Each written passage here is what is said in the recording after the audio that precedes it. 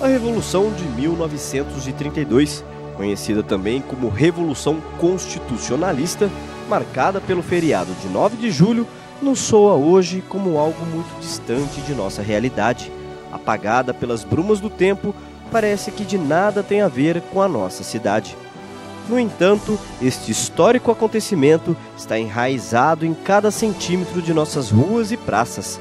A história da Revolução está mais ligada a Araraquara do que qualquer cidadão possa imaginar.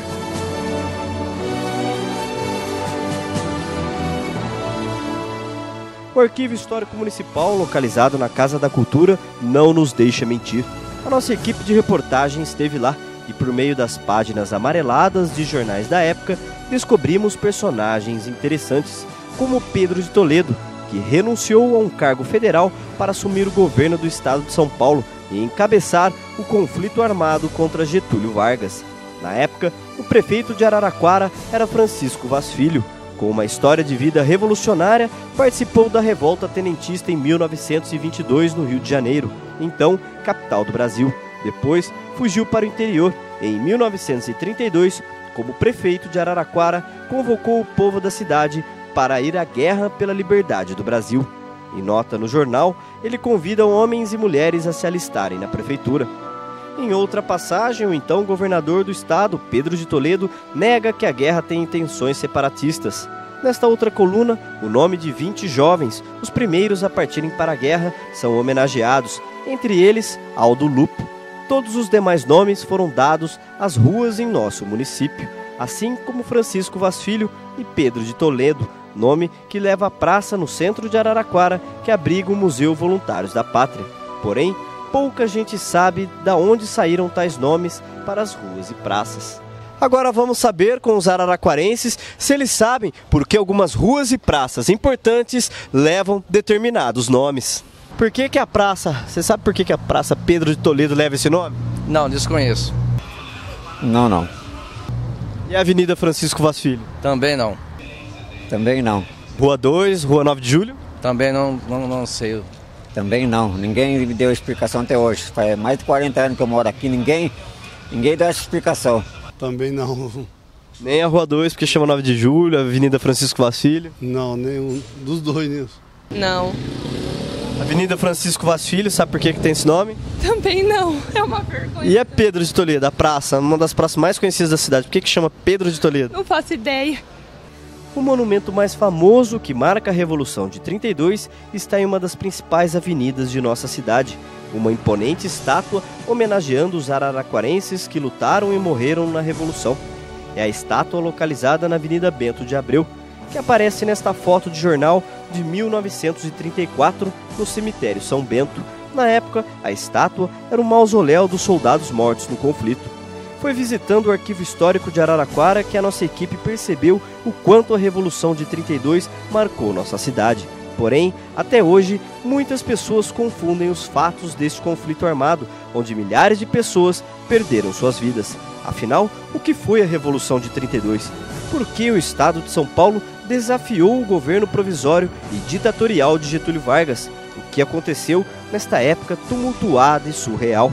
O historiador e especialista nesse período, Marcos do Carmo, vestido como um soldado da época, esclarece o que realmente aconteceu em 1932. A Revolução de 1930, desencadeada pela Aliança Liberal entre Rio Grande do Sul, Paraíba e Minas Gerais, colocou no poder o gaúcho Getúlio Vargas, com a promessa de moralização política do Brasil frente à República Oligárquica. O voto secreto seria instaurado no Brasil, a industrialização seria desenvolvida no Brasil e, por conta desta revolução, a elite paulista foi retirada do poder por Getúlio Vargas. No entanto, o governo provisório, instaurado por Vargas a partir de outubro de 1930, não foi a esperança concretizada pela moralização política. O governo provisório se transformou em uma ditadura do senhor Getúlio Vargas. Por conta disso, o povo paulista, assim como o povo do Brasil inteiro, passou a se manifestar contra a ditadura Vargas. A elite paulista já era contra Vargas desde quando foi afastada do poder político do Brasil. A elite paulista, então, encontrou apoio no povo paulista e houve a união entre o partido da elite, o PRP, Partido Republicano Paulista e o Partido Democrático, que era o partido das camadas populares de São Paulo.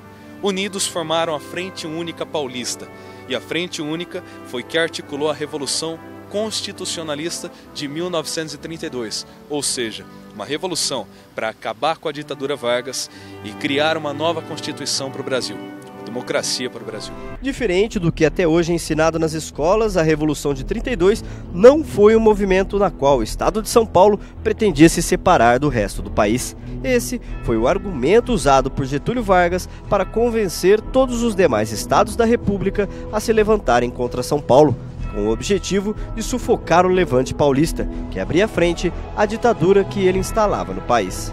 O Brasil inteiro se mobilizou, julgando que São Paulo queria se separar, sendo que o Brasil pensava, boa parte, principalmente das camadas populares, como São Paulo. Um pensamento constitucionalista, democrático. No entanto, pela propaganda de Vargas, o Brasil se lançou contra São Paulo. Essa propaganda é eficaz até hoje. Até hoje, o Brasil inteiro acredita que São Paulo queria se separar. E a propaganda é eficaz aqui dentro do Estado. Por isso que professores ainda trabalham, assim como suas apostilas, que a luta em 32 foi meramente para que a elite paulista voltasse ao poder, que na verdade esquecem a participação popular em 32. Do dia 9 de julho de 1932, o início da Revolução, até o 28 de setembro de 32, armistício que pôs fim à Revolução, mais de 200 mil voluntários se alistaram para lutar pela Constituição, não só paulistas. Grande maioria do estado de São Paulo, logicamente paulistas. Só que desses 200 mil voluntários, logicamente, não era a maioria da elite de São Paulo. As camadas populares paulistas se apresentaram e lutaram pela democracia no Brasil, além do apoio de outros estados. No Pará houve uma revolta em nome de São Paulo, constitucionalista. No Rio Grande do Sul, 400 se revoltaram em nome de São Paulo. Do Mato Grosso, alguns soldados vieram para apoiar São Paulo. No resto do Brasil, outros focos de resistência à ditadura Vargas conseguiu sufocar. Essa foi a Revolução de 32. São os nossos avós que aparecem nestas fotos. As costureiras voluntárias do Exército, todas sorridentes. Os jovens araraquarenses em uma trincheira aguardando o ataque inimigo. O povo nas ruas protestando contra a ditadura Vargas. As bandeiras, os sonhos, tudo esquecido. Porém, o feriado de 9 de julho vem para lembrar as pessoas do que aconteceu aqui. Quem foram os nossos mortos e os nossos heróis? Quem foram os nossos antepassados?